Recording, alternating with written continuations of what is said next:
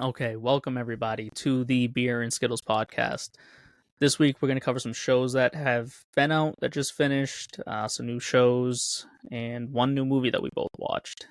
I want to start off talking about Percy Jackson on Disney Plus. Percy Jackson was a show that I was very excited about, as I was a huge fan of the book series as a kid. It's one of the only book series as a kid that I read, because I'm not a reader at all. I could probably read at a 5th grade level, but That's terrible. I know. That's absolutely terrible. It's very bad. It's also why I don't watch things that are subbed, because it'll take me too long to read it. Meanwhile, I have stacks of books on my left right now that I've already read. Yeah, I'm more of a pictures and graphic novels kind of guy. Right. But Percy Jackson was a book series that I've read since I was a little kid, and I've loved it. It's a huge, expansive universe that they tried to adapt to film a long time ago. They had a lot of hype to it. Didn't pan out how they wanted to. It was fantastic, wasn't it? Yeah, no, I got the great Hollywood twist that everybody loves that they do. Instead of sticking to the script. But so now it's a property that Disney acquired, as they acquire everything now, and they brought it to Disney Plus as a show, which I think is a fantastic idea. Bringing it in as a show, I think, is so much easier than bringing it as a movie. Yeah. When you think about something that is so big and expansive, and it's like a journey type of movie, or a journey type of book, where you go through all these different trials and tribulations, it is hard to kind of work that in onto the big screen in 2 hours. The only really thing you can see is Harry Potter that did that right, but that was 20 years ago when movies were done differently. And they didn't try to cut down on all the runtimes, and they got 7 movies to kind of push that all forward. But yeah. So now show was a great take to do on it, and I don't think it's my favorite thing ever, but it's definitely 120% better than the movie, and I like the castings better. I like how they seem more accurate. It was way more strict towards the story of how the books were originally written. The only thing that sucks for me is I still feel like I could have gotten more out of this. The ending felt like it came and went pretty quickly. And I think it's the same thing that I say about all Disney shows, is that I probably could have got another episode or two to really let moments sink in and not just move so quickly through everything. So I don't have that many complaints about the show, but I do wish that Disney didn't keep Disneying and just let them cook for an extra episode. I think the other thing was too is that for Disney, for whatever reason, they looked at it as a risk to do this. Rick Riordan had to basically lobby Disney to let him be a part of making this show and making it and getting it done right, which I think was the right choice. I wouldn't be surprised if we got maybe a couple more episodes. Season 2, it has been renewed for season 2. I agree with you. I loved the cast. I thought the cast was phenomenal. Walker Scobell, who plays Percy, I think really did a great job. He's fantastic. He's a kid that we talked about before on a previous episode, probably a year ago, when he was in the Adam Project, playing the younger Ryan Reynolds, which was his first kind of big project. He's amazing. Seen him 2 times on screen now. Both times he's killed it. Playing a witty character, just a young kid that has a lot of intelligence and back talk to him, is right up his alley, and he plays that character so well. And I think as he gets older, he's gonna end up getting the treatment the same way the Stranger Kids do. Yeah. The Stranger Things kids do, because he's that good. I will say too, Leah Jeffries, who plays Annabeth, was phenomenal. I absolutely loved her. And I believe we talked about this on a previous episode, but it's worth noting again for anybody who was talking shit or had a problem with the fact that Annabeth was black in this show. Rick Riordan picked her himself. So, her casting was done by the creator of the series. She was the best choice in his eyes for this. So, I have zero problems with it. I think it's fantastic. Yeah, I The think gods were she did a great. good job in the role. Oh my god, yeah, I loved that they're swinging for the fences with these gods, giving them great picks, great actors to play them. Even which, uh, they had Adam Copeland, also known as WWE's Edge, who's not much of an actor. Like you don't see him taking Hollywood roles in this, playing Ares, which was great. I think he did a great job. He's like a perfect casting for Ares that you would never think of. Um, Even the, Lin-Manuel Miranda as Hermes, Hermes yeah, yeah. was They're wouldn't have swinging been for the my first fences for choice, these but cameos. yeah, I will say one of the saddest moments for me in the show was the final episode, and it's not a sad moment at all in the show, but it was sad for me watching it, seeing Zeus for the first time because it's Lance Reddick, and I know it's the last role he filmed Oh, before he passed, and so like I was sad when I watched John Wick last year because that came out right after he passed. So seeing him again in that, and then seeing him again now in this, knowing that he's passed, it's the same thing that happens when I play Destiny. You know, I hear his voice in the game, and it's just like fucking waterworks all over again. But it was really good. I even liked the ending. I liked the that moment with with Luke. yeah, Yeah, when the ending scene the with fight Luke. scene. Yeah, which is again so much better when you stick to the book. When you rewatch the original movie that came out like damn near a decade ago now, I think. Yeah.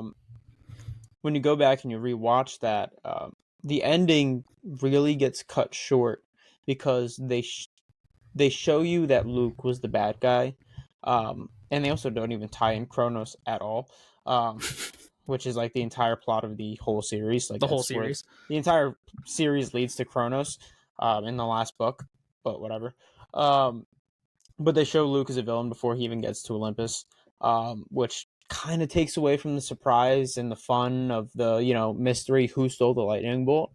Um, Well, and yeah, because then even right up until the end, it's Clarice. yeah, It's yeah, Ares' daughter. Yeah, it's they're saying Ares and his kids were the ones that took the yep. bolt. So yeah, just again staying to the script that was already proven to be like to work so well Right. that you got a series that then got another series and has like two more series attached to it. Yep. You stick with that and And you'll have he's writing success. more books. Oh He yeah, just came out with one last year that was about Percy getting into college, and after that book came out, he announced, "Yeah, this is just the start of a new like trilogy." I think. oh yeah. I can't even keep up with what Rick Riordan does, because it's the Percy verse and everything is in the same universe as Percy and what he Yes, does. Some of them are interconnected. So like the whole series is about him. He's the main character. Then you get into the Romans. The first book uh has which is a direct sequel to direct sequel. Percy Jackson Yes, and the Olympians. Yeah, the heroes. yes. Um, Um, has he is a main character in the second book. You don't even really see him until he clashes with the main character of the second book in the third book.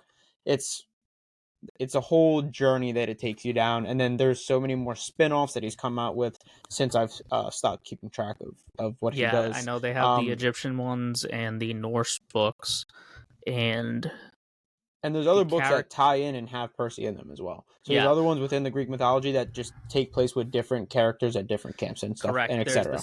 the third sequel to the Percy series, which was all about Apollo. Yeah. Yep. Percy's in Sons of that. Apollo or something like that.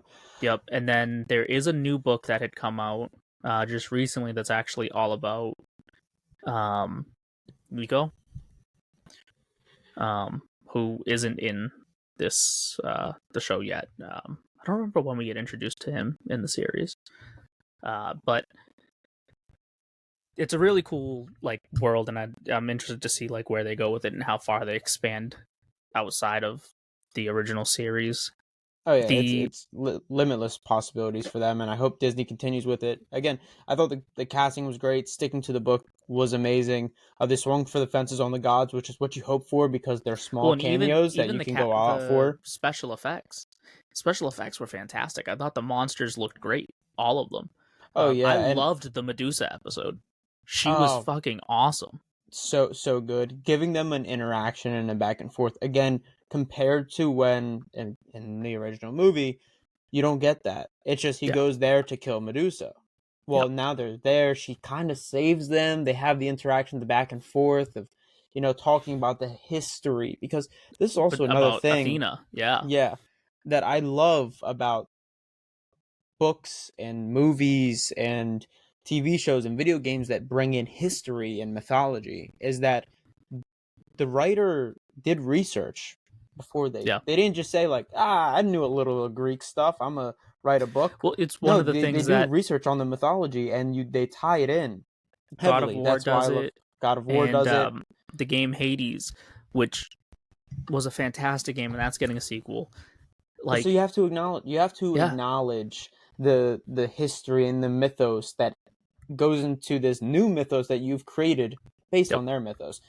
Anytime you're talking about anything like that, I think it deserves to be acknowledged, and you have to swing for it because whether it's history or mythology, like we've talked about it before, my favorite games as a kid was Assassin's Creed, and you could Yep. actually learn a decent bit if you just take out the Templars about Assassin's Creed. And I want to talk about that later in this episode because there are actually some rumors for some Assassin's Creed games that are in development.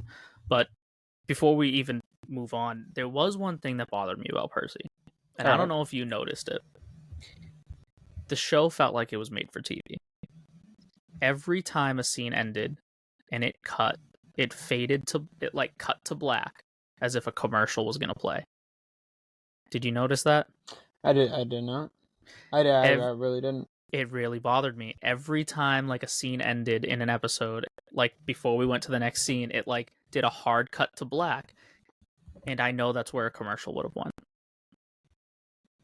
If it was on TV, if it was on cable television, that's where a commercial would be. And I would have gotten up to go like do whatever, and then I would have came back and would have back into the next scene, But it every single episode had this, and I don't know if it's because they made this for I don't know a Disney Plus ad plan, or if they made this with television in mind, but it Well, I did think have that weird cut. even again, I didn't realize it, but I do think it's going to be the space that all streaming networks are going to, is that they're all going to be taking on ads, because the more you get away from cable and you go to streaming, then the more that they can do more cable-esque things because well, you already got rid of cable, so we But this can is the start reason we giving you got rid of ads. cable. This is the Yeah, reason people got rid of um, cable. which I don't mind ads. Ads are fine. Like you can give me ads, but when streaming first came out with Netflix, one of the big promotions is there's no ads. As there's Right. all these new streaming services that come out, they started to get ads. Hulu was the big one with ads, and the way they do it, I think, is annoying. Yeah, but Hulu's going away, so we don't even have to worry about it. Yeah, but Hulu's getting dissolved into Disney. Correct. And Again, Disney's adding an ad plan. yeah. Yeah. So with Peacock and Paramount, you'll usually get an ad before an episode or before you start a movie. And yeah, it might be a long ad, like 100 seconds or something. I'm fine with that. Hulu puts like 5 ads in the midst of the show. They're all 40 seconds long. It's like as much, if not more, than cable television. And then you get the 100-second ad in between episodes still. Hulu does it annoyingly. That I don't like. But the way like Peacock and Paramount go about it, and they just kind of give you ads before you start something, I don't mind that at all. Like Yeah, I don't you mind. were born with watching ads. You shouldn't It's not like like it now. it's like 300 seconds of ads. But then you don't get a single ad during the thing. It's Yeah, like, okay, that's fine, whatever. I'm fine with that. It's Hulu it's just every gets time I annoying. open YouTube. Every time I open YouTube, I don't get the skip ad anymore. I get 2 fucking ads on YouTube that I cannot skip. I usually That's get one bullshit. that I can't skip, and then one that I can skip that's like 5 minutes long. Yeah. It's usually like a 30-second ad and then like a 5-minute ad, and you can't skip the first one, but you can skip the second one. Yeah. But again, I don't hate that as long as they don't go the Hulu route. But speaking of Disney and all the work that they're doing, as in like dissolving Hulu and all that stuff, they got a lot of shit coming out. They just basically did a press conference. Basically, Bob Iger did a lot of talking. They have a lot of things coming out. Sequels to already established franchises, live actions, A lot of things in the Disney universe are going to be coming to us soon. Yeah, we have an animated sequel to Moana 2 that got a small teaser. As I rack my brain, they showed another teaser for Inside Out 2, Yeah, Inside Out which 2, is which is coming. releasing soon. It's Um, March, maybe? I can't we remember. are still getting a Moana live action movie. That's happening. There is another installment of the Toy Story franchise, which Which is is what totally unnecessary. everybody's been asking for. No, I didn't even need Toy Story 4. I didn't need No. Toy Story 4. I didn't hate Toy Story 4. Let me preface with I did not hate that movie as much as I wanted to. Forky was fantastic, but did not need that movie. No, Absolutely do not need a pretty sure fifth the one. entire point of the third movie was to wrap it up and give you probably one of the most consistent trilogies ever, and then you ruined it because it's no longer a trilogy and it's still going, and you gave us a great ending.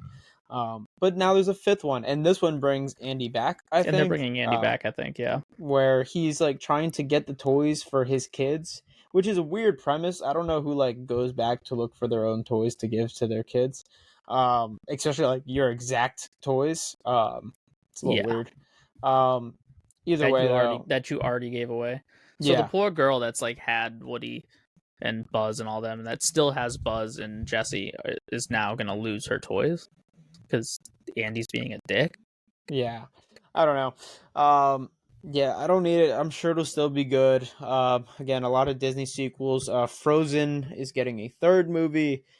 I'm not mad at Again, that. I'm not mad at that. another thing that nobody asked for though, and the No, thing is as well, I don't hold high hopes for these movies. Disney is but notorious for not having good no, sequels. but And I'm not Frozen 2 talking was Pixar. great. It's Frozen not 2 great. was great. It's No, it's Frozen 2 fine. was great. I think it's fine. It was I think epic. it's just fine. I loved Frozen 2. But But historically, Disney sequels suck. Not Pixar. Pixar is pretty good with sequels. well, Disney sequels tend to suck. Mulan 2 sucked. Lion King 2 that was a long sucked. Little time ago, Mermaid though. 2 That was a long sucked. time ago, though. That was a long I don't time think the ago. new sequels are really that much better. Again, Frozen you can 2 was good. I didn't. You got any other ones? What other Disney movies have gotten sequels recently? I don't know if there's any, really. Is there any Disney movies that got sequels? None that I can think of as recent memory. So the only one that you could argue with here is Frozen. I will. If I will. you're about to pull up a list of Disney sequels, no. I am. I will say this though, and this is just me personally. I will defend Lion King 2, Simba's Pride, to the death of me. That's the one with his kid, isn't it? His daughter. Yeah. Yeah, and Kobe. Yeah. It's I'll defend that movie till I die. But what I do remember though is that I did like one that I did like, which I don't know how good it is because I haven't seen it, but I used to have it on DVD and I'd play it any time that I was in the car because old minivans used to have the TVs up. Yeah. And it was like the coolest thing ever. Was there was like a Tarzan prequel, for like Kid Tarzan. I loved it. So you side eye me when I say I'm defending Lion King 2, and you're like, but the Tarzan prequel, prequel with George Carlin actually as. See, at least you know what I'm talking about. No, I know exactly what you're talking about. I'm not stupid. I know what I've seen it too. When he becomes the Igor, oh my god, it's fantastic. Oh no, Zugor, that's what it is. He becomes the Zugor. I almost just did the voice. I stopped myself, but I almost just did the voice. But my point is, not all the Lilo and Stitch sequels were bad. I remember the TV show. I don't remember the sequels. The TV show Stitch has a glitch. Oh, Stitch has a glitch. You're right. Yep, I do remember that one.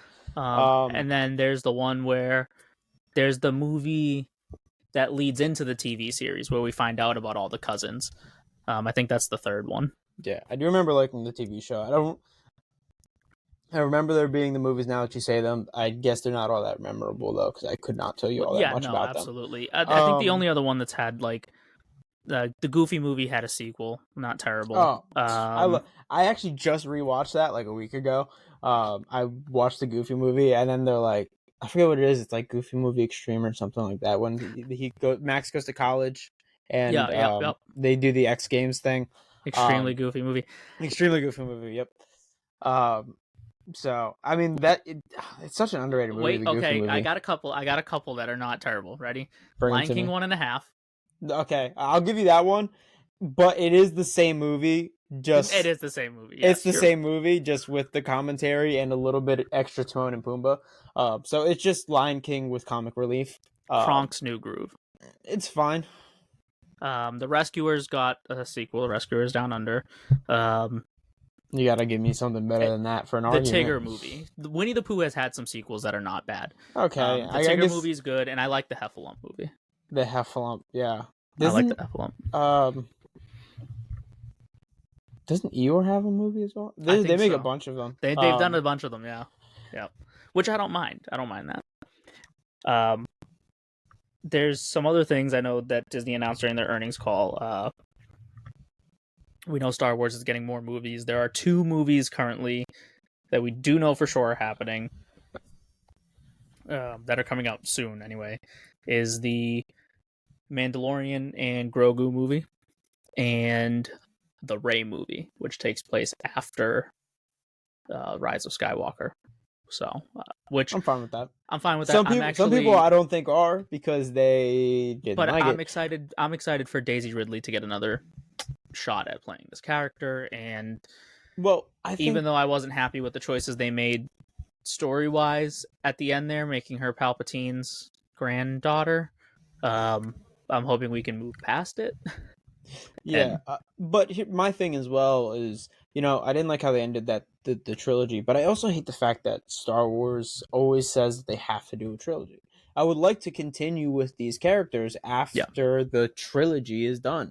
I would have well, that's loved if I got a fourth movie instead of just a trilogy, wrap it up, and move on. I Like don't I think could have this Rey watched. movie is a trilogy. I think No, it's I think it's just probably gonna be a one-off part of the series that they do kind of in between the movies. But I'm saying like you don't continue. I thought they were just kind of gonna abandon these characters and go to something else. well, Um, I think that's what is going to end up happening. I think like I don't think we're getting more trilogies with Star Wars. I think everything is just going to become interconnected. Like yeah. with the way they're doing the shows, and we're leading up to Thrawn. I think that's just what we're doing is we're just going to be having movies and stuff. Star Wars Acolyte is coming out soon. Mm. Um, I know Iger also announced outside of Star Wars. Um, I think he may have briefly touched on Avatar, but I don't think so. I know he did say that Marvel is currently restructuring their release schedule and what they're doing and how they're releasing Yeah, things, which I think is I great. figured. Yeah. I mean, with how you saw every year has been 3, 4, 5 movies, and then this year is just one. Just one. Just one. So I think this was just a year that they're gonna take it slow, let the overwhelmingness of superheroes kind of just fade, and then Yep. just kind of go strong back into it, and maybe figure out what they think they can do better, what they did wrong, Well, etc. and Iger said that they're going to be dropping back down to 2 to 3 movies a year, which I don't have a problem with.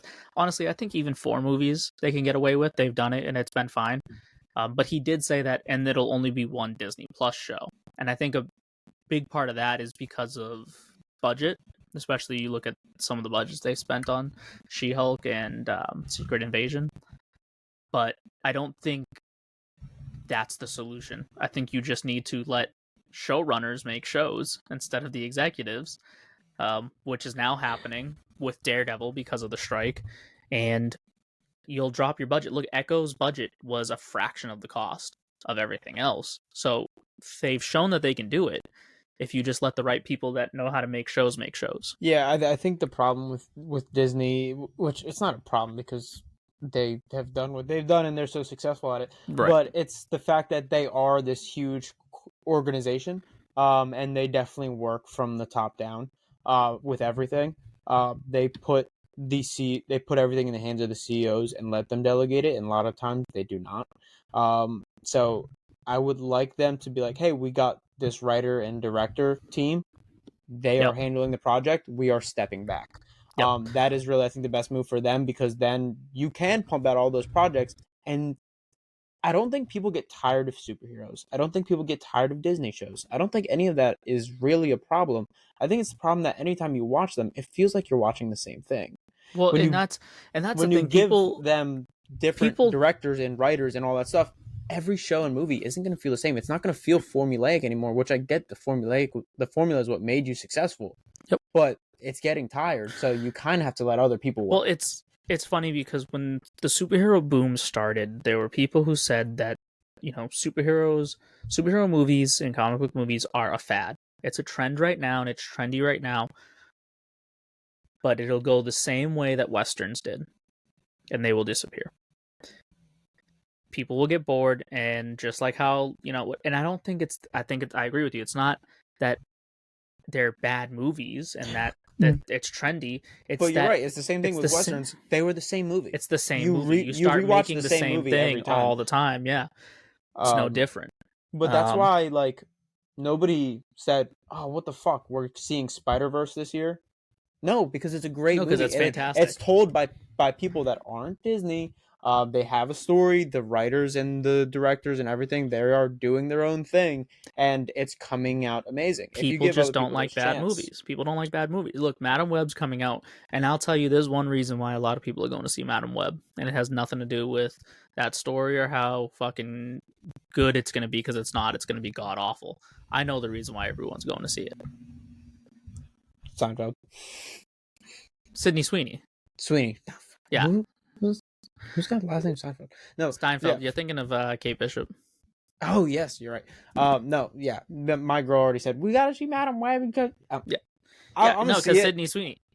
Listen, but I'm being dragged in too. I'm being dragged to go see it too. Yo, great ploy releasing it on Valentine's Day.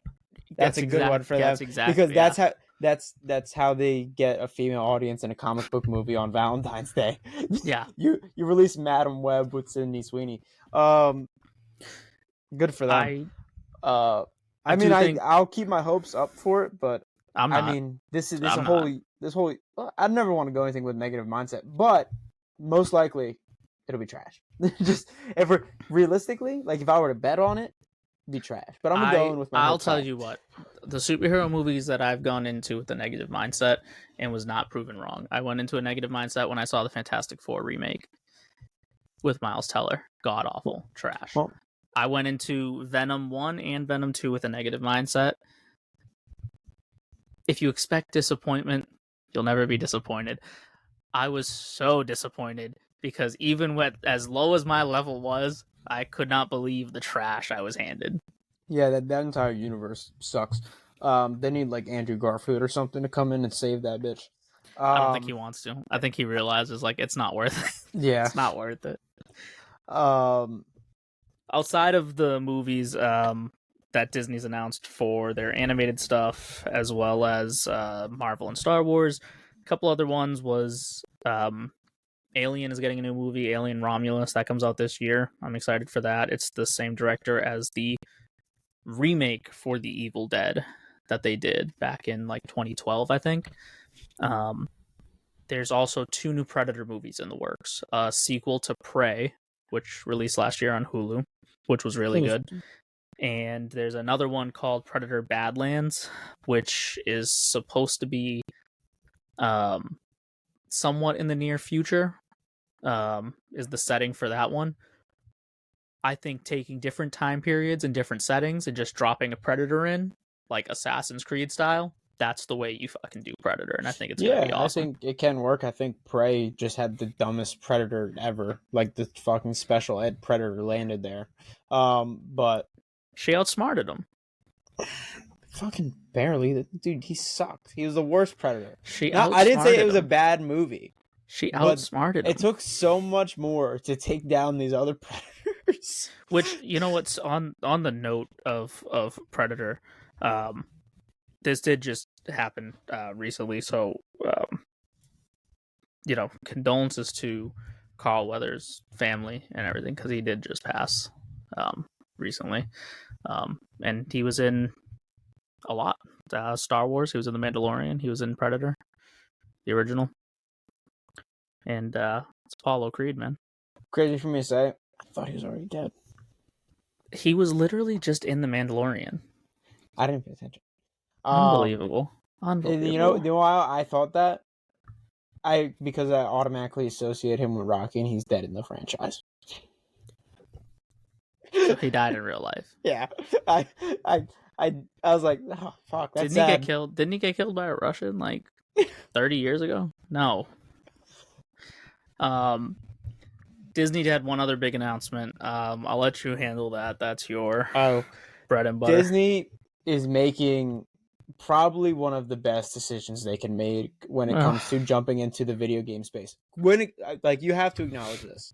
Epix Yeah, is doing something that no company has ever done with video games before, and that I don't know if anyone can handle. They not only took just a regular battle royale, which wasn't even a battle royale game when it first came out. Um, it was like this weird adventure game. But they took this game that blew up as a battle royale because of the interesting and different mechanics that it had compared to everything else, giving it one of the most complex ways of gaming that people have ever seen, which made it so big that it was at the same time as pro gaming was starting to take off. So like it was the thing. Um, and they took just that game and they expanded on it so much that like they have the biggest collabs in the world. I mean, they recently got Family Guy working with them, which was something that people want for forever. Like anything that you can think of. Like they have every single like Marvel skin ever that you can think of in there. They recently just did a collab on Ninja Turtles. I'll touch back on that later. Um, any collab of any random thing you can ever think of is in this game. How they do it, I have no idea. Um, and they expanded on it more by then dropping the newer collabs they just did by giving you Fortnite Festival, which is basically like Fortnite and Guitar Hero and Fortnite.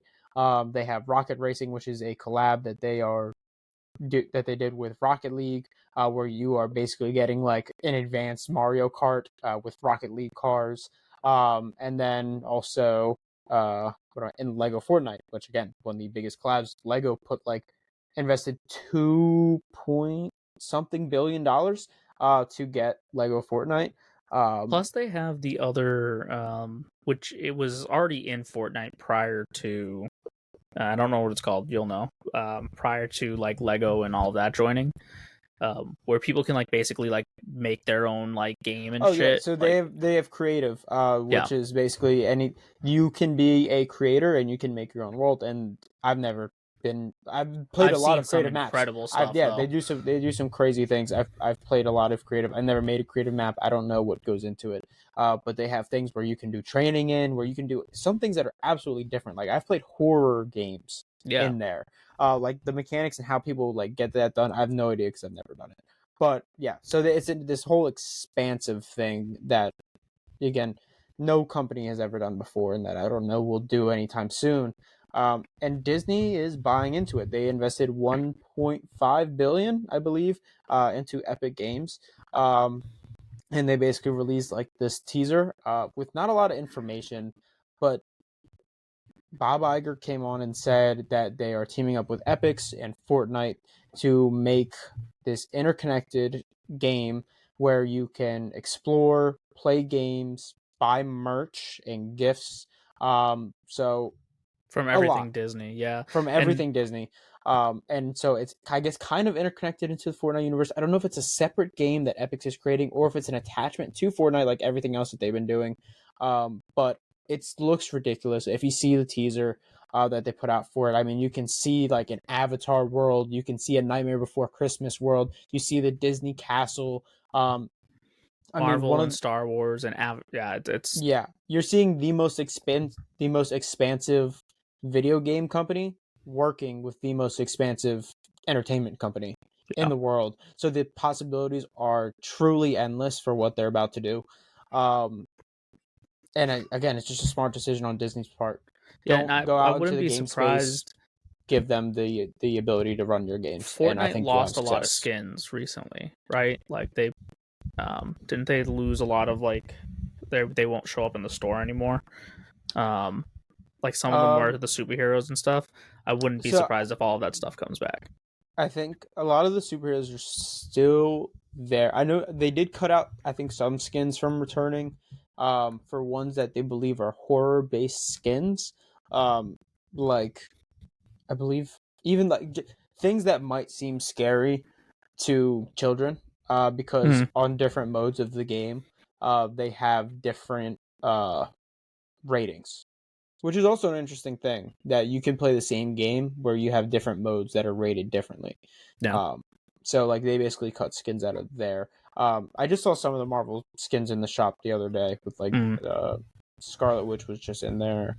What else was just in there? Star-Lord was just in there.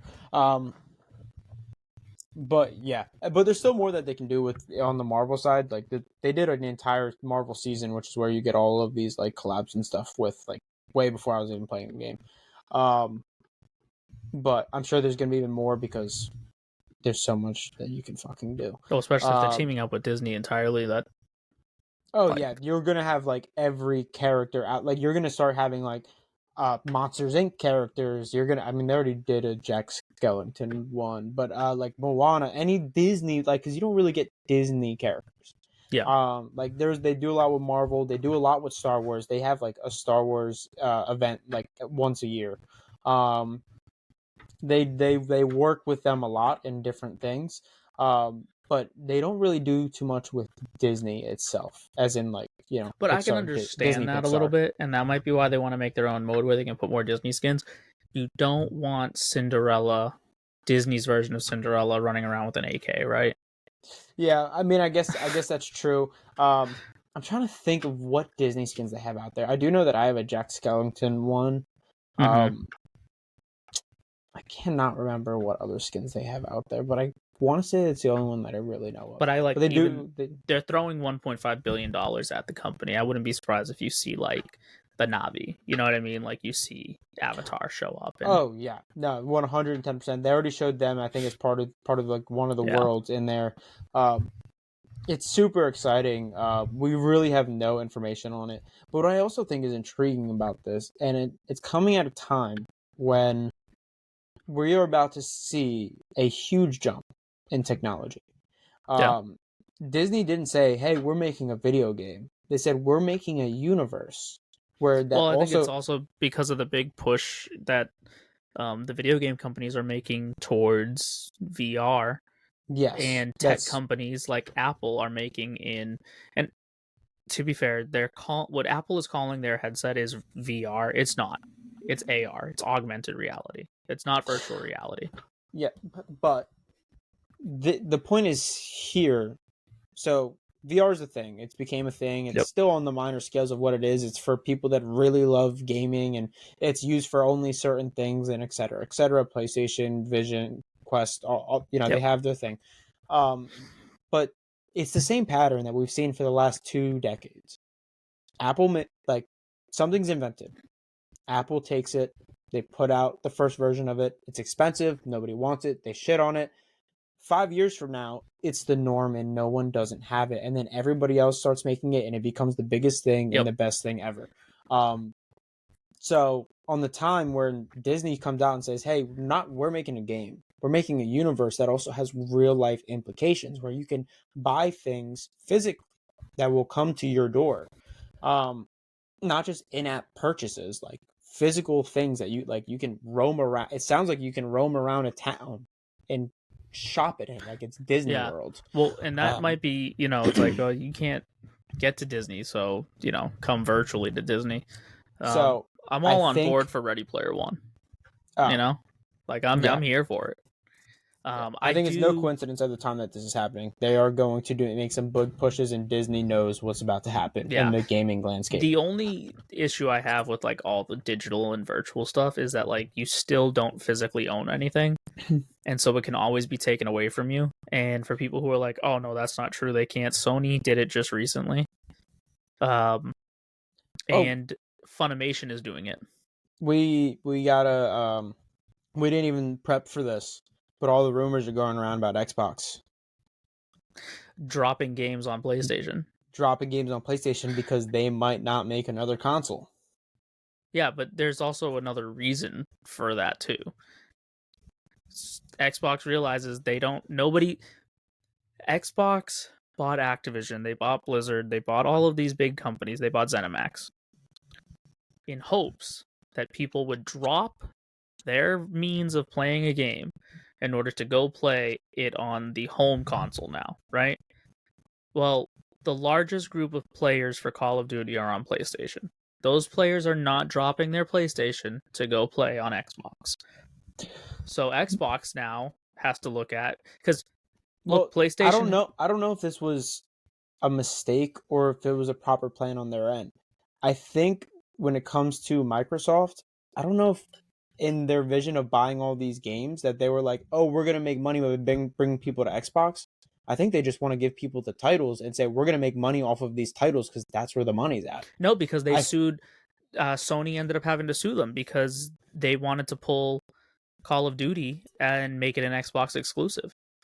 Their goal was to try and get as many people on Xbox.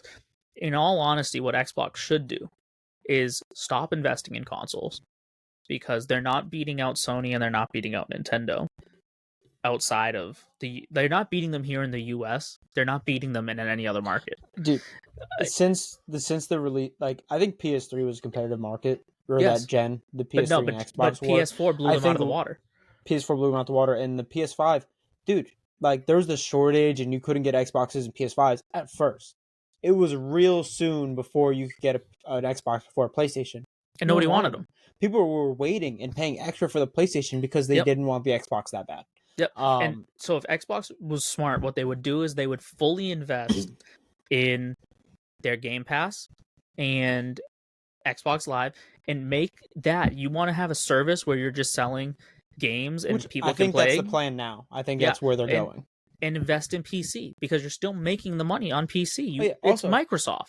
Xbox isn't Microsoft, so like, yeah, they really should just be branding Xbox material for PC. 100%. They could literally, everybody wants to build a PC nowadays. They could literally, and people don't want to build them themselves. It's a lot of work, and for people who don't know how to do it, they'd rather buy a pre-built computer. Xbox could sell pre-built PCs at various levels and say, buy this, and it's an Xbox PC, whatever, but it's a PC, because Sony already releases their exclusives on PC a couple years after it's been on PlayStation. You know, they release a complete edition. You can play Spider-Man on PC. You can play Horizon. You can God of War. You know, because it's just an untapped market. You might as well just fucking do Sony, it. Like, Sony if realizes, if years go by and the person didn't drop their PC to play it, they're never going to. So you might as well at least give them the chance to play the game. To play it, because you can make still make money off of it. Now all of a sudden, a couple of years later, you've revitalized how much money you're making off of God of War, even though you already made a fortune off of it when it first dropped in 2018. Yeah, I think it's a way of the world that Xbox should go, and I think eventually that Sony will end up having to go. Because while everybody loves the PlayStation, and they'll continue to love the PlayStation, I think it's only a matter of time to where you have to start building things for PC because of how big that culture gets. Like, I'm one of the people, I'm saying I'll never really buy a PC because while, I play games where you're online, so it's competitive gaming, I'm not a competitive gamer. I'm not on my thing like 10 hours a day trying to play and be a pro. My PlayStation does fine, especially with the specs that it has. And I don't think the world is starting to go that way. So when I say I'll never buy a PC, talk to me 5 years from now. My opinion might be different. And I don't think Sony will ever stop making consoles. No, but I do think you have to diversify and go into the PC space. What's going to end up happening with Sony, though, where their market is Nintendo has the market cornered on home / mobile console, right? Which that's what does Nintendo make better than anybody else? Even when Sony tried, Sony could not beat them on a mobile console, right? So that's Nintendo's, like, that's their bread and butter. That's what they thrive on. Sony is leading the market on VR. Sony will always, same thing with Nintendo's never going to drop the whole like dual console thing, right? It'll always be able to hook up to your TV and you can also take it on the go. Sony will always have a home console, but they're going to push to have a huge focus on VR once VR becomes less expensive and easier to integrate. And also, there's more games on it. The next gen is just going to have VR coming with it. Once you can hook up the VR without any wires, and actually, I think Disney just showed off. There was like a floor, this like trackpad on the floor, and when you walk on it, you don't actually move. It was the craziest thing I've ever seen. Sounds like Ready Player One. where they have No, the pads on the floor that's where you can exactly run, it. and it's But basically like a treadmill that moves with your feet, but so he you never wasn't hooked move. up to any wires like in Ready Mhm. Player One. He could just walk, and he was like walking in place. It looked like he was walking in place, but he was trying to go somewhere. But it's just the floor doesn't let you because of the traction and the friction of it and stuff. And I was like, that's insane technology. Yeah. We got so off track, but you brought up PlayStation. I was like, fuck, we didn't even talk about Xbox. Because they're saying in the next short amount of time, we're recording this February 11th. To this day, they're saying maybe in the next fucking week you might hear some news from Xbox that the rumors are true, that they're not making consoles, and that they're going to do a lot more with their Game Pass and Well, the games. they're apparently looking at putting out Gears of War or even Starfield, that their new big game out on PlayStation. Yep. Um, So they're saying soon. You might hear news of that soon. Again, we're recording this the day of the Super Bowl, or the morning before the Super Bowl, which is also, we're not talking about the Deadpool trailer. We'll no, probably not talk yet. about it next week because it'll be coming out later today.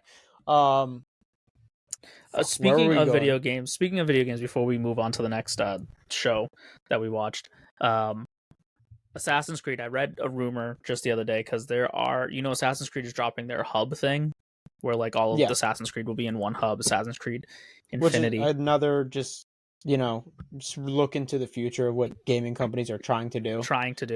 Yeah. Assassin's Creed Infinity, with 2 games already announced for it: Assassin's Creed Red, which is feudal Japan, and Assassin's Creed Hex, which is, we don't know a lot about it, but the running theory is that it's about a coven of witches during the Holy Roman Empire. Which is, these are great. These are time periods and things that we've been asking for a long time since the release of Assassin's Creed. The next feudal Japan for sure. Excited. Yes. There's another one that's in development. Assassin's Creed Nebula is the code name, which is rumored to take place in 3 different places. So I don't know if it's actually one full game or how they're doing it, but the rumored places are the Aztec Empire, India, and around the Mediterranean.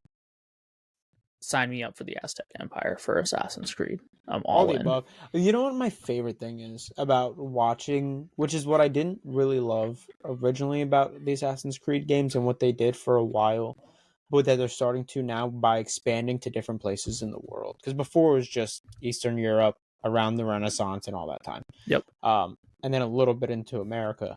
But now they expand so much to where they're going so much further back in history, going to different places.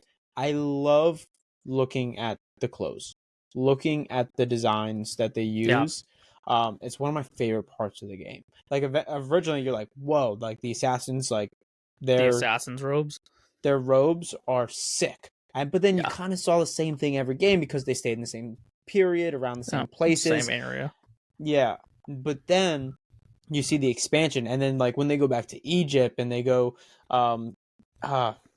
they went into like the ancient North Greece. State. Yeah, they went in all these places, and now you see the robes change based on like the history and what things would have looked like and what would blend in more. I can't wait to see feudal Japan and see like ninja / samurai like looks for the assassins. It's gonna be awesome. Yeah. I love it. It's one of my favorite things about the game. Outside of video games. A show that released a little bit ago. I finally got this fucker to finish watching it. I watched it like the day it came out. Ted. It was fucking hilarious. Ted, something that we never thought we needed, is one of the best things that I'm seeing come out on TV right now. We don't like TV comedies, like especially of the variety that are raunchy and dirty, don't exist outside of animation. No, and this is fantastic, and honestly, it's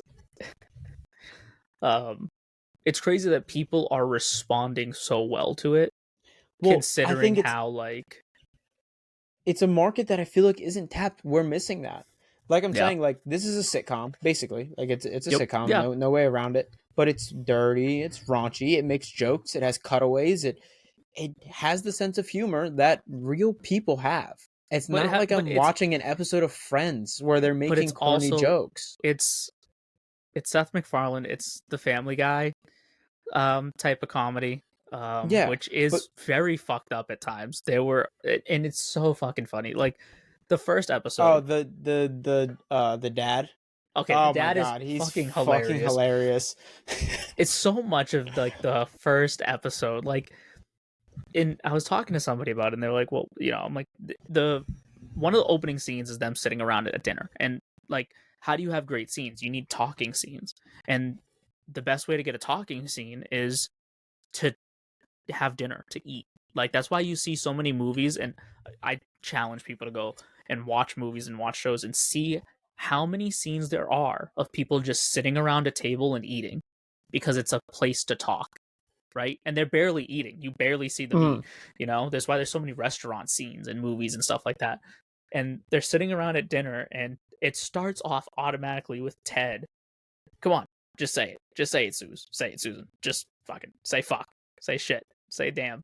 Anything. And he's getting her to cuss. And then the dad starts talking. And the second he opened his mouth, I was like, oh, I'm in for it. Oh my god, yeah, talk about racism. Oh my god.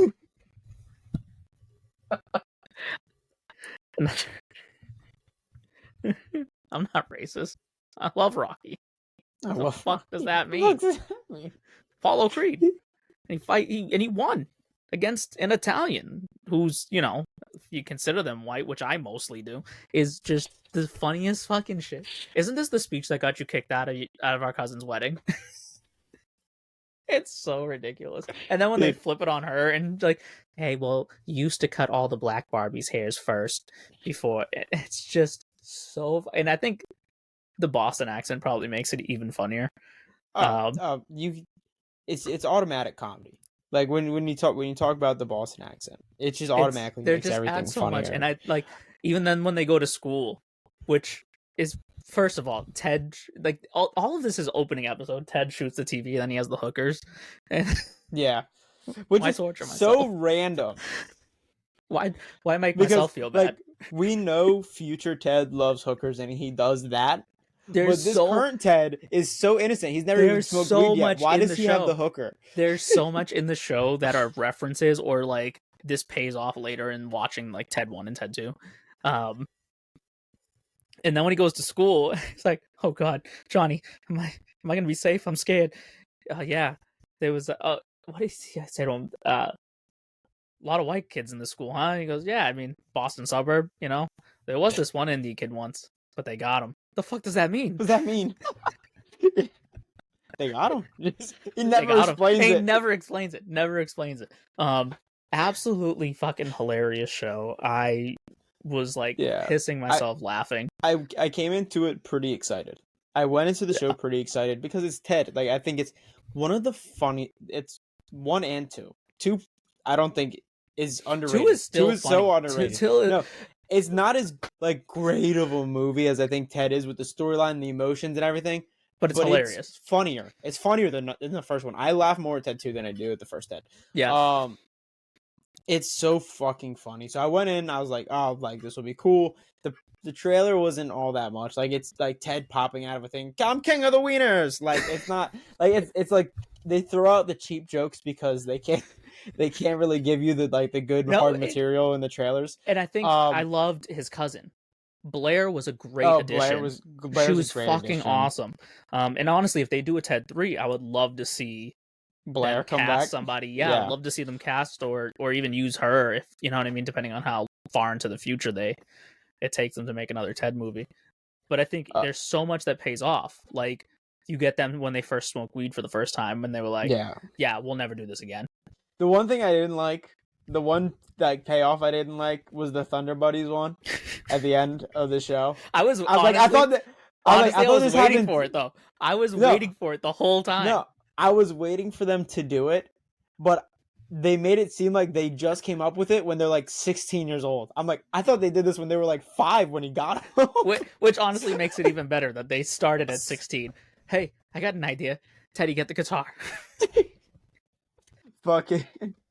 No, so but even funny. Even can I call your parents? My parents aren't in town. I don't have parents on the fact that I'm a talking teddy bear. I just want to say that I might be Jesus, and oh, that entire episode's fucking hilarious. Just and the truck, the toy truck, when they're praying, and he's like, and the entire time he's just responding. He's like, "You're welcome." You're welcome. Yep, got it. The toy truck was absolutely fucking ridiculous. The fact that he then has the pride sticker on his bumper and he's like, I'm going down to P-Town. Which anybody who isn't gay or doesn't live in Massachusetts is probably like, I don't know what that means. But P-Town is like the gay capital of New England. So it's fucking hilarious that he then drives away and is like on the freeway driving down to P-Town. But the entire concept of that episode's fucking hilarious. Like, it is. And again, the shit that only Seth MacFarlane can get away with. Like, you made a character that came to life just to be a racist truck. So everything he says is so obscene.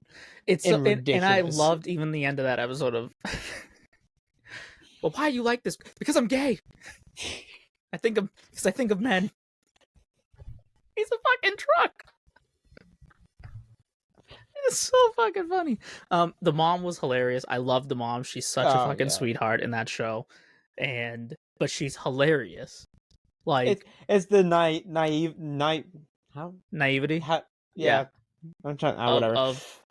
Of her. She's compared with everyone else. Everyone else is so fucked up, and she's just so nice and sweet. And she doesn't. I'm gonna make some chocolate milk. Yeah.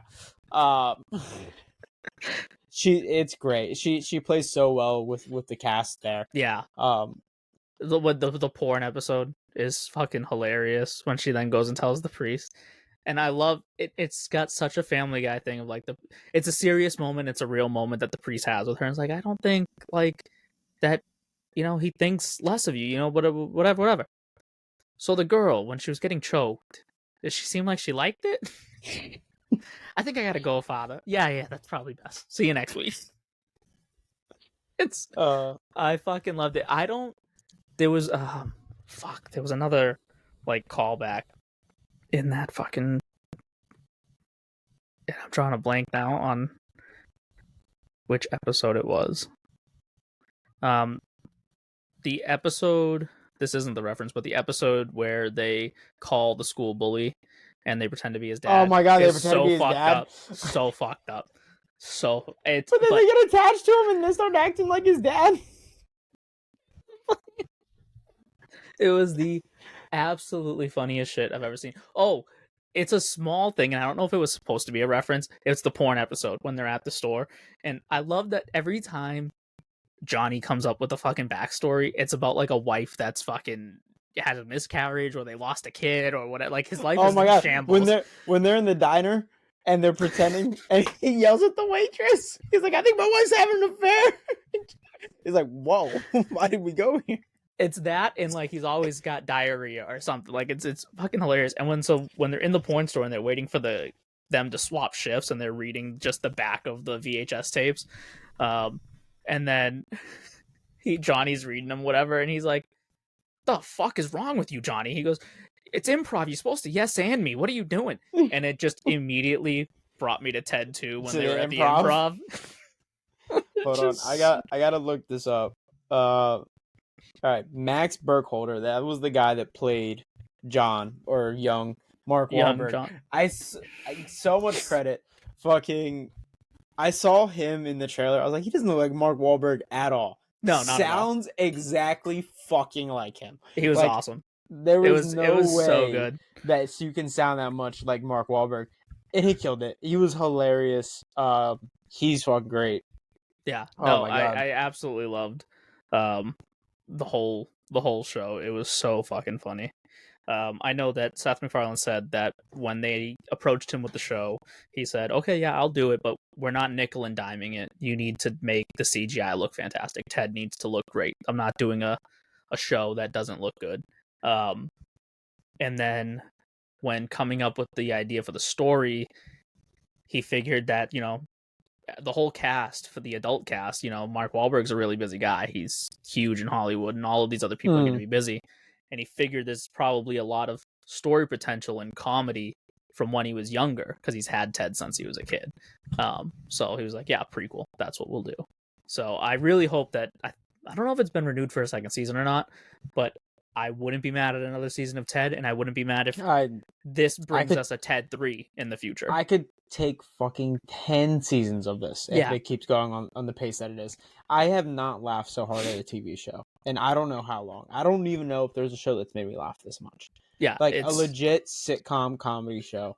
I don't know if there's been one that's made me laugh this much. It's just fucking great. It's fucking great.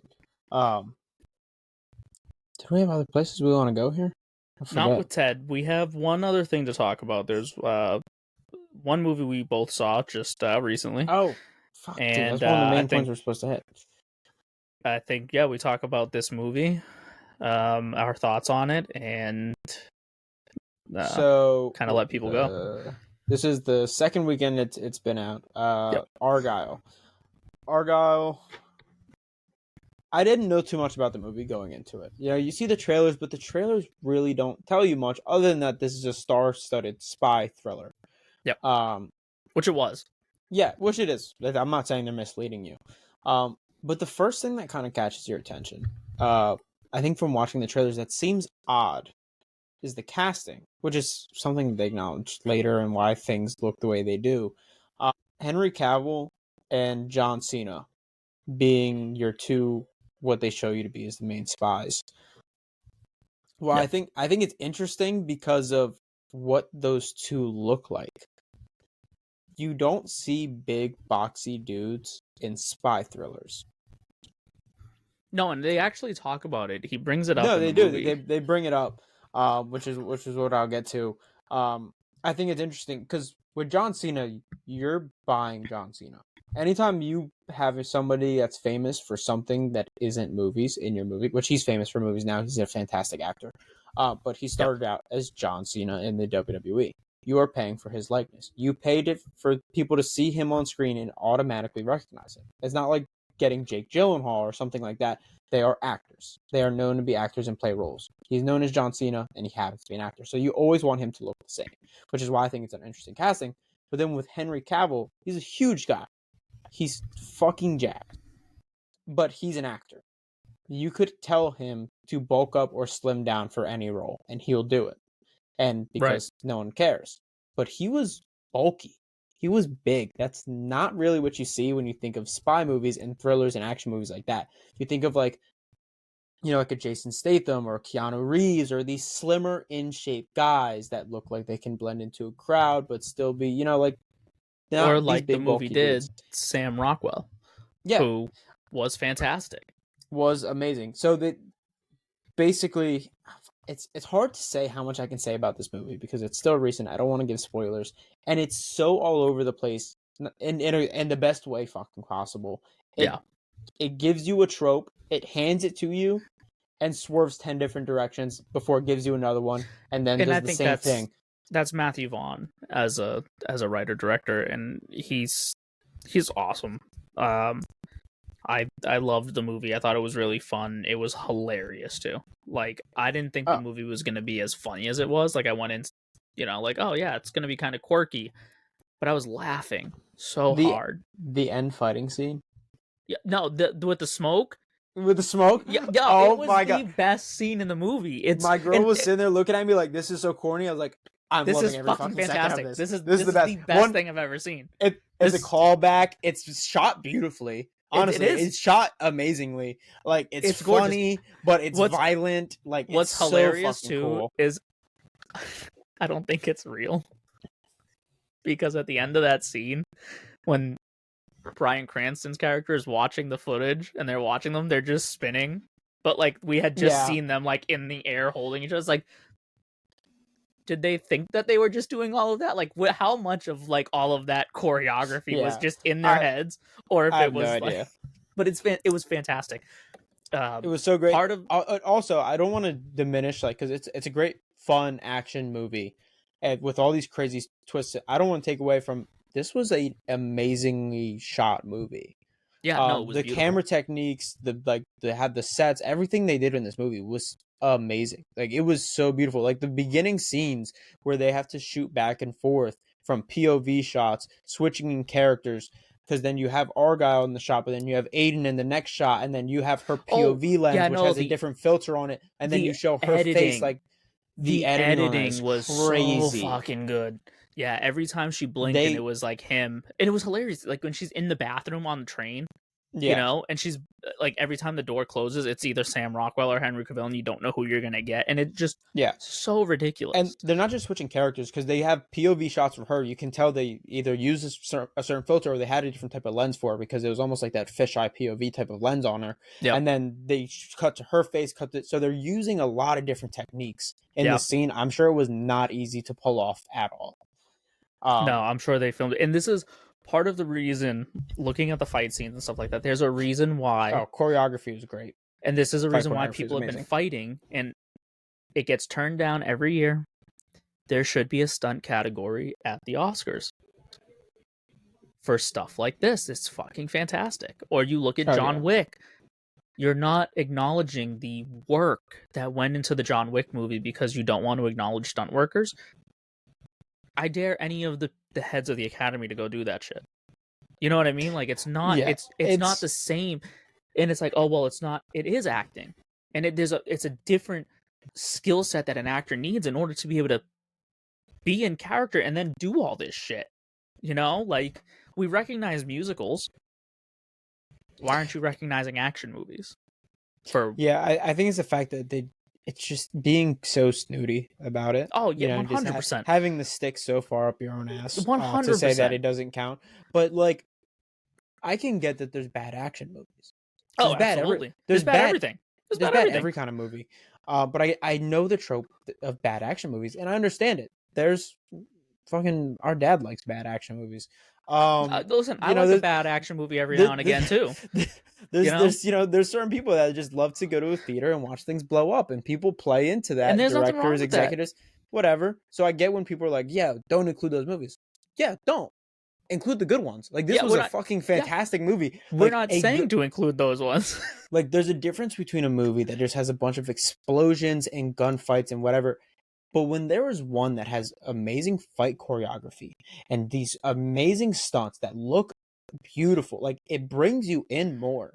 Yep. Like it truly is a skill set that is brought into that film. It's the same way when I talk about like a slasher movie. Gore is an art that I think good can be done good, brings you more into a movie. That's another genre that the Academy just wholly ignores. And it's like, you know, I remember years ago when Hereditary came out, Toni Collette absolutely fucking killed that role, and she didn't even get nominated. She wasn't even an afterthought for the Academy, and what a shame, because yeah, it's a horror movie, but that's not the point of this movie. Like that's just the genre they use to tell the story. It's the same thing with, you know, when I talk to people about Everything Everywhere All at Once, which did win, you know, Best Picture, and it's a phenomenal movie, and it deserved to win the awards it won. It's a multiverse movie. But that's just the way they decided to tell this story about a woman having marital problems and having issues with her daughter and her father, and trying to overcome and having all of these family issues. And they decided to tell that through the lens of the multiverse. But at its core, that's what the movie is. And it's beautiful.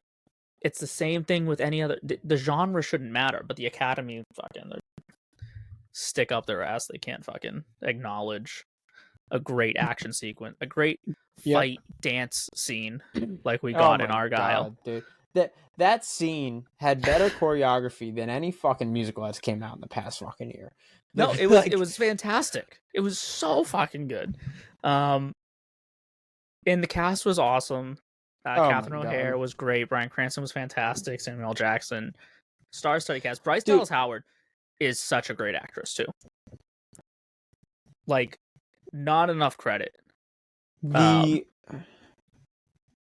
Going into this movie, right? Like, I knew it was an all-star cast, but just because you have an all-star cast doesn't mean your cast played like all-stars. You know? Yeah, absolutely. They all did fantastic. They all played the role exactly how they needed to be. It was over the top. It was swerving. It was twists and turns.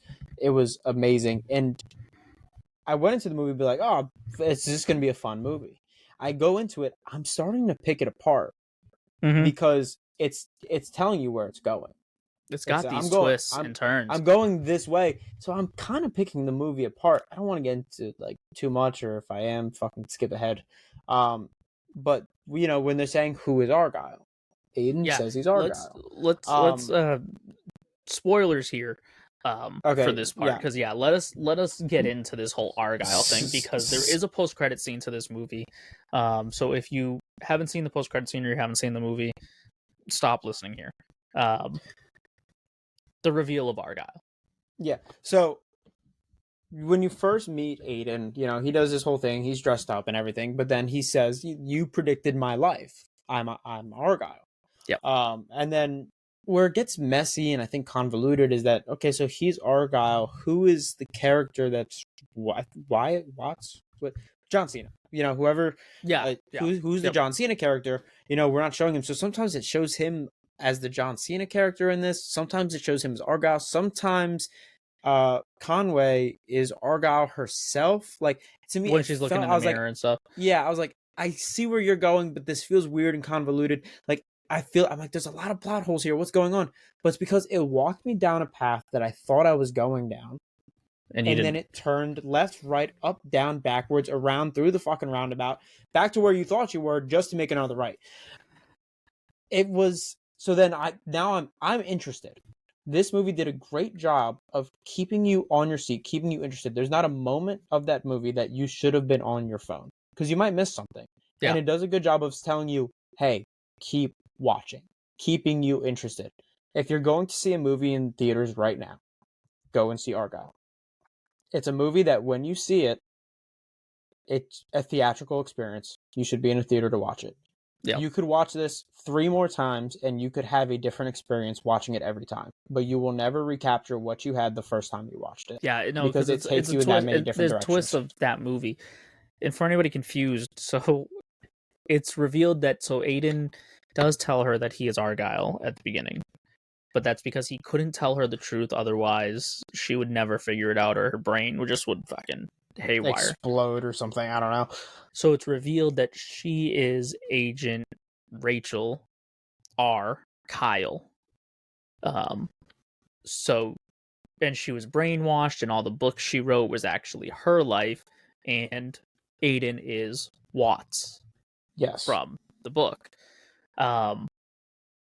Great. That's the twist that we then have for the last quarter of the movie. Also, that's not even like the first twist you get. Bryan Cranston? Yeah. Bryan Cranston's her dad? The dad? Yeah. Yeah. Oh my God. Yeah. And then you get another twist. Alfie is the cat. Alfie the cat. That's also Samuel Jackson. Alfred, yeah. So it's fantastic. Like, so she was brainwashed. So all of this stuff makes sense, right? So we have the twist. She is Argylle. Kyle. And then we get the twist of all of that, and there's the spy stuff. Like, and we don't really need to get into all of the plot of it. There's another twist. Like, she was the good guy trying to be a good guy. She was playing both sides of the fence. Yeah, but then you realize that she was also a bad guy. Like, there was so much going on that you're like, holy shit, what? Holy shit! Like, yeah, and they do a good way of explaining it when she. Because again, she's gaining her memories back. So then when she talks to Aiden, he goes, I get it. You played both sides of the fence until you knew which side to go on. He goes, and Ellie Conway is a fake name and it's a fake person. He goes, but that's the good part of you, just all the time. Yeah. He goes, and you are Ellie the same way that you are Rachel, which is great. I loved even just those moments were so great between those characters. And even when she leaves Aiden at the hotel, like that's a great, like, it's a little tug, like it's a little bit in the wrong direction for 5 minutes just to give you the payoff with Bryan Cranston. Yeah. Like, there's so many different things that they did there where it's not just it's not an M. Night Shyamalan movie where you're going through it, you're going one way, and then there's a big twist at the end. Yeah. There is so many little twists and turns out this entire thing is what makes it interesting. Go ahead, I cut you off. There's the big twist at the very end. Right when the movie ends, she's released the 5th book now, because now she knows all the story and she has, she's lived it and she finishes the story. So she writes and publishes book 5, and she's at the little store again doing her little press release, and we're taking questions, hey. And I loved the ending too of the one girl who asked a question the first time gets up and says, hey, well, the book is over. What do they do now? Where are they? And what are their lives? And I love that she gives all the little nods to I think Alfie gets the Medal of Honor for, blah, blah, blah. And I think that, she goes on and she, She's the next becomes Steve the next Jobs, Steve yeah. Jobs. I also love the, there's the idea that, because she's saying it, at least when I took it, that, John Cena and Henry Cavill's characters, Argylle and Wyatt, are in a relationship together, because she's like, I think, they're a partnership and they go away together, whatever. And she's looking at him and the entire time, but like... No. So on the end, when they're on the boat and they kiss, yeah, the entire time I'm like, show me John Cena kiss Henry Cavill. Yeah, no, 100%, show me it. 100%. And Give I think me this scene. And I think right that's now. I think that's intentional, like that they did that. Because then it switches to them as the characters. Yeah, and they're that close. Yeah, but they're that close. They're... and I was like, oh my god, I would have fucking lost my mind in the theater, crying, laughing. It would have been I saw John great. Cena kiss Henry Cavill. And then anyway, back to the twist. Yeah, you get the last. I have a question, and the guy stands up, and it's Henry Cavill and this fucking mullet, which is fucking hilarious. It's so great. And he's like, I have a question. It's even more ridiculous than the flat top he's wearing in the entire movie. Yeah. Which even Sam Rockwell says, like, nobody's that big wearing these ridiculous clothes with that haircut. You would stand out like a sore thumb. And so Henry Cavill stands up, and I don't have a question, but I think you might have some for me. And it just like cuts to her reaction, and then like that's it. That's the movie. And it's like, so she was already brainwashed once. Is she Argylle? Or is there an actual Argylle? Like, there's so... Well, so is Argylle a different character in her life that she drew from? Correct. Like, I think... Or is everything wrong? We don't fucking know. Like, the ending of this movie was such a trip that you're like... And then the post-credit. Now, before we get into this post-credit, I will say the entire time I'm watching this movie, I'm like, it's so interesting. It's so different. This is so something that reminds me of Kingsman. Yep. I didn't even realize, because again, I went into this movie damn near blind. I just saw star-studded cast. I'm going to go see it in theaters. I didn't realize it was the same guy that did Kingsman. Yeah. So I'm like, oh my, the vibe of this is just so Kingsman. It's so fucking Kingsman. I was like, oh, I love it. It's like on a different level, though. It doesn't have like these over-the-top characters and doing all this stuff. Like, it's taking a different route to do the same thing that Kingsman does. I love it. And then, come to find out, there's a lot of nods to Kingsman throughout the movie. And the post-credit scene is this kid going to a bar called the Kingsman. The Kingsman. Yep. And then they go into the bar and they have all these code words, like how they do in Kingsman, to talk about their, like, getting a gun and stuff. Yep. Yeah.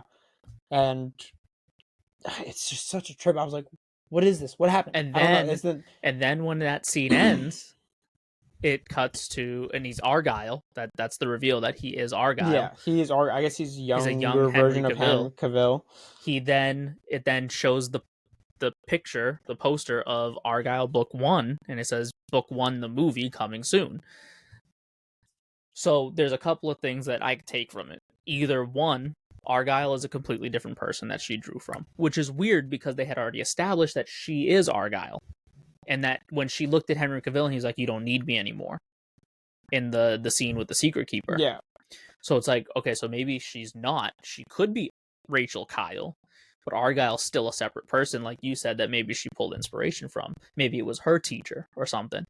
But also, what is weird is it flashes back 20 years, and then it's him. So I don't know. Like, him being her teacher just seems odd. You know what I mean? Like, it just doesn't seem like it works timeline-wise. I don't think it. Also, they already said that Samuel Jackson was the one that taught her. Correct. The other thing is that we're now just going to get Book 1, which, if it is, remember, the books are written about Argylle, not Rachel. So that is right.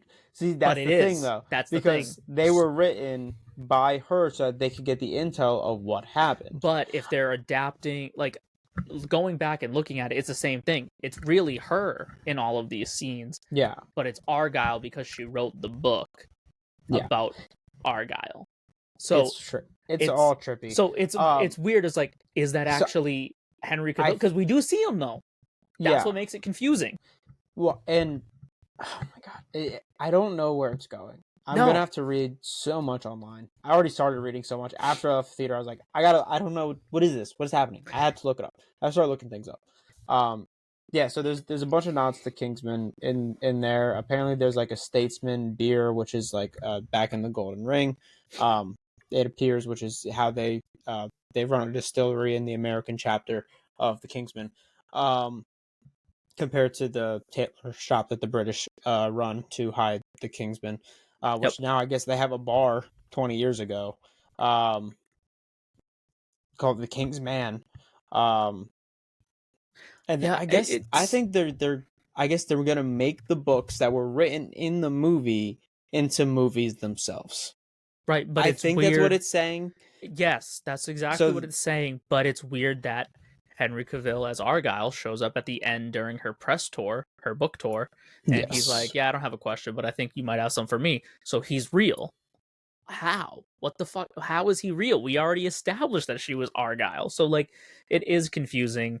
Matthew Vaughn is working on an entire like spy universe of series that he wants that ties in Kingsman, now Argyle, in a third untitled series that he's working on that he wants to eventually, cross over with each other. So I'm here for it. Like I'm on board. Sign Oh me up. yeah, no, the movie had me interested. I mean, we all know about the Kingsman series. It was phenomenal. There's just so many weird things that like I thought like, oh, maybe he's pulling a Tarantino. Like I'm giving nods to my own movies in my movie. Right, yeah. But not But your whole no, but post credit it's scene. yeah. And that Those because nods like are for a reason. you There's have a bigger thing. multiple of the same cast so I don't know.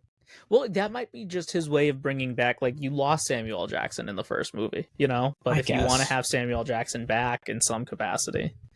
Yeah. I have no idea. Like I think I obviously know Samuel Jackson. I think when I read there's like two other actors that were also in the The Kingsman actress franchise. who played the Secret Keeper. Okay. She's the one with the knife legs. Yeah, okay. Yep. Yep. Yeah, and I think there's one more as well that was also in the There Kingsman might be. franchise. Yeah, there might be. So yeah, I have no idea where this is going. I left confused as fuck. Like I left loved the it, theater. though. What's going? Yeah, no. I can't say enough. I love the movie. I think it was great. I think if you're someone that gets easily confused, Watch it twice. yeah, I think you might like it more the second time. I liked being a little confused and them doing twists and turns and stuff like that. But if you're a person that is more of a straight shooter at your movies, maybe watch it a second time. You might like it more a little then. Yeah. But I thought it was amazing. I think I might watch it again. That's how much I liked this movie. It was interesting. It was different. It had a blockbuster feel to it, but it was an original story that took you into different places. It was an action movie that didn't take itself too seriously, while still giving you great action. Like it did almost everything right. I really don't have complaints about it, other than the fact that it left me confused, and I'll probably like the fact that it left me confused when it answers them in future projects. Yeah. Normally I don't like that, but I know that we're going to end up getting more of this, so I'm all on board with, yeah, I'm confused, and fuck it. That's great. Like, I can't wait to get answers. Because I'm definitely going to go into, and this is one of the things that it sets an expectation now going into the next movie of, am I going to get answers, and when am I going to get these answers? Yeah, so I'm excited. I think it's going to be nuts. I don't know what's coming next for the Argylle. What I'm guessing is the Argylle franchise coming to us. How it's going to tie into Kingsman and how maybe Kingsman's getting even more movies. And with what you're saying, another series that's coming along with it. And who even knows what that'll look like? It could be completely different because it's funny that Kingsman was supposed to be this like play on James Bond and that style of spy movie, whereas Argylle was a whole different approach to it. I think it achieves the same thing in different ways. Yeah. It didn't take itself too seriously in moments by doing certain things, except for that smoke scene. That was 110%. Like that's straight from Kingsman. Like you would see the same thing there. It's the church scene. It's the church scene from Kingsman. Yeah. But other than like Kingsman has absurd characters with absurd weapons that do absurd things like these over dramatized like people do like in real world action scenarios that have like a fart gun for some reason. Like stupid shit like that is like what they do in Kingsman, which is what brings you the levity. I think this was a movie that just had a lot of levity in it, and all the twists and turns are what kept you interested. You So know it what's does what interesting Kingsman about does. the fight scene in Kingsman 1, that church scene? The Mm-hmm. studio wanted him to cut that. I'm sure they would. I'm sure they probably did want him to cut it. They wanted that scene It's cut. ridiculous. And it is absolutely ridiculous, but it's that the scene charm. makes the movie. Yeah, it's the charm that he has and that he brings to the project. And like I said, like, yeah, you could have gave me a serious action scene instead of this smoke dance fest that I just got in Argylle. No, it was and fantastic. I probably still would have liked just a regular run of the mill action scene.